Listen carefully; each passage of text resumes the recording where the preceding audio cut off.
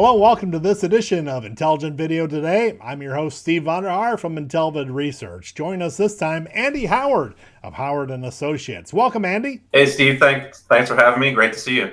Great to see you. You've been in the enterprise streaming business for decades now, so it's great to have you join us on Intelligent Video Today. And it's a big week ahead. We got Streaming Media Connect coming up. And first of all, tell us a little bit about your work at Howard and Associates.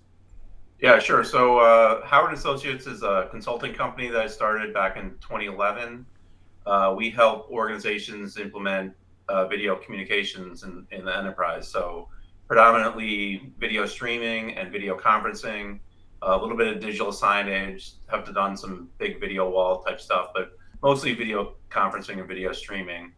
And over the years, it's sort of shifted back and forth. I'd say it's probably 70% video conferencing now and about 30% streaming. But been fortunate enough to work with some great companies like Deloitte, BlackRock, Travelers, Aetna, and some mid-sized companies as well, like Vertex Pharmaceuticals and Keurig and Pella Windows. So, basically what we do is we help complement the internal team.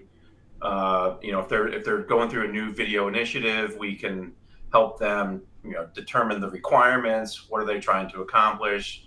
Then work with the vendors to determine who fits their needs the most, and then move towards the implementation phase. And a lot of times, that actually ends up being one of the most important things, is to sort of act as an in-between between the vendors and the customers to make sure that the whole implementation is going smoothly.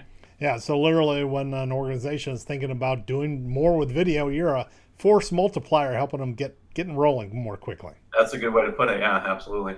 But this week, not so much doing any force multiplying. You're doing some moderating over at the Streaming Media Connect show. Big week for that show, Tuesday through Thursday, August 22nd through 24th. You're going to be hosting an event talking about hybrid events. What do you expect to hear out of that panel? Yeah, so the event is on Wednesday, August 23rd from 11:30 to 12:30 Eastern time. So, do your calculation to what that means in your local time. Yeah. And you can register for the event at just go to streammedia.com. There's a link up right under the menu to. Actually, we have a link down here right below you right now that people can go Very good. to go register for the event. Yeah, so this particular session that I'm hosting is talking about making hybrid events work for viewers, whether they're in person or remote. I think we've seen trends, or we've seen things change dramatically in the past couple of years, where prior to COVID, it was either you were either doing an in-person event or you were doing a live stream, but it usually wasn't both. Then obviously we shifted to totally remote during the pandemic, and now it's gone back to sort of more of a hybrid world where you might have a big internal audience, but you also might have a large remote audience, and you really have to be able to meet the needs of both of those constituents during the same event.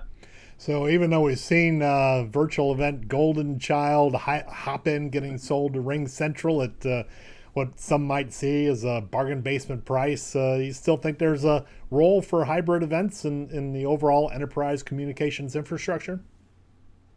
I do. If they're done right, I think, I think about, even, we were talking about it before, streaming media has been doing that for years. They will have an in-person audience where you pay to go to the event, but they will also stream some subset of the sessions online, whether they make you pay for it or it's just a free thing to kind of build the brand.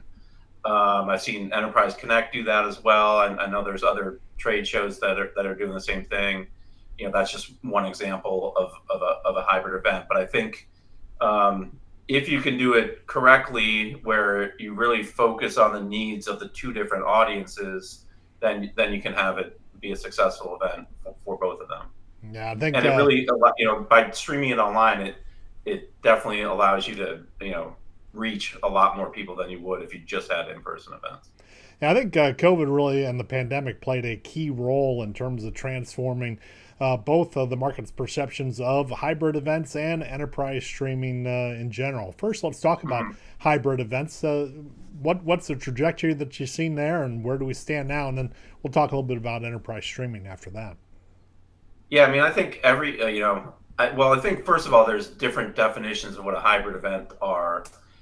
For sure in the past, it was if you're going to be presenting, you would be on site, delivering the message from a studio or an auditorium or whatever it was. Now, from a hybrid perspective, you can have presenters coming from anywhere, whether you're using, like Rendezvous, like we're using here for Wirecast, or Zoom or Teams or WebEx, whatever it is that you're using to connect to people. You can have multiple presenters in different locations. So that's one piece of hybrid. And then obviously the audience piece is the second piece, where you can have in-person audience and remote audience.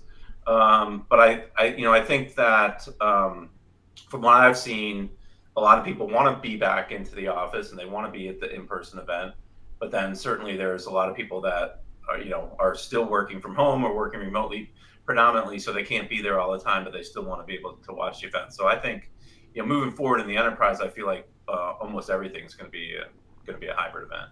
Yeah, and when we extend beyond the notion of events to just the use of streaming within the enterprise, we look both at live streaming and the use of video as it's recorded and for digital archives.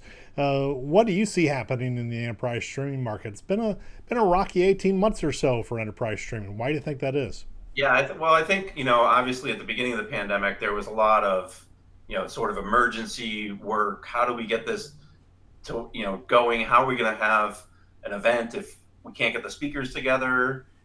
Like before the pandemic, that was really considered really difficult stuff to do, and people sort of figured that out. And now I've seen, we talked about it in the last couple years after that sort of initial emergency stuff, and everybody was doing the remote events perfectly fine.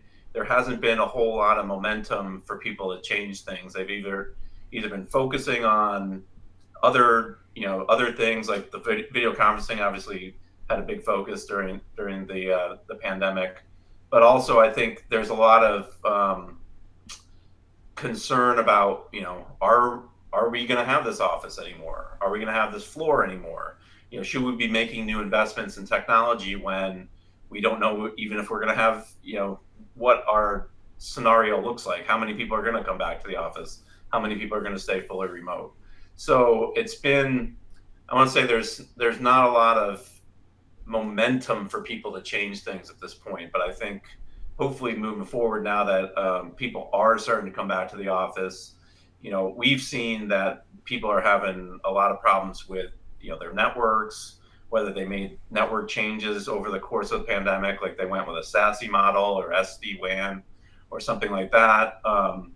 I've even seen some companies remove their ECDN capabilities, which I would caution against, because yes, when everybody was, home and remote, the events worked fine. But when you have, hundreds to thousands of people back in an office all watching the same stream, that is a massive potential for networking issues. And I've done a couple projects where the Wi-Fi can't handle all the video, because it's not just the streaming events, but it's also the video conferencing is going on at the same time. It's just a much higher payload on the network than it used to be. Yeah, it's kind So of you have like to be able to plan for that and make sure that it is going to work when there's a substantial amount of people back in the office. yeah, I can't believe your reports there. People actually ripping out ECDN. That's akin, in my book, to hey, let's just narrow down that highway because people aren't driving into work anymore. We'll never need it Yeah, again. But then right. everybody shows up. Yeah, well, I was like, you're going back to like early 2000s when people would try to have these big events, and they would crash, and that's why the whole ECDN market was created in the first place. So yeah, I don't think anybody wants to go back to those times.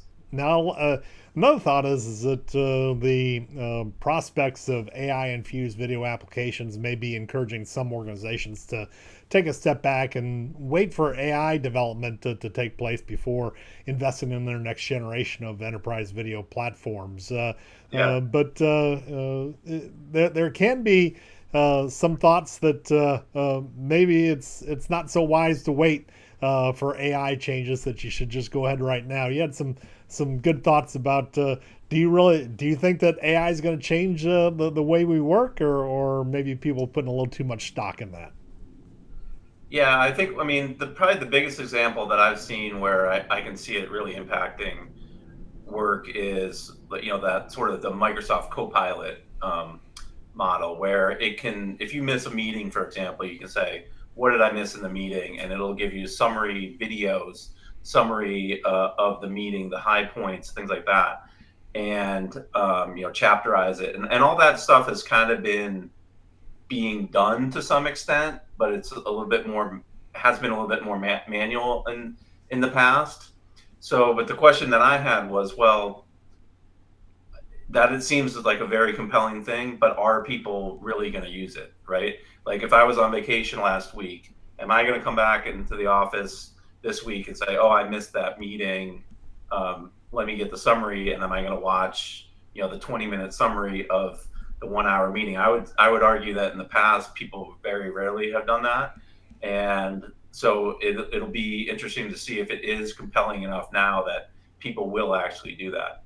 And then in some cases, not attend meetings that they otherwise might have, that can save them some time, and then they can watch the summary if they're not a key participant. Yeah, you can't change human nature even with AI. Sometimes people take the least worked road to Right. get their stuff done, but you can't necessarily count on them looking at those summaries, can you? No. Yeah, it's going to be interesting to see that development, but I'll be more interested in tuning into your Streaming Media Connect session on Wednesday. I'm appearing on Tuesday on Streaming Media Connect, talking about AI and its impact on the video platform. So again, the link right below us there, Andy. Folks who want to register for free to listen to you and maybe to listen to me. Who knows? Tuesday and Wednesday, August 22nd, 23rd. Yeah, do both.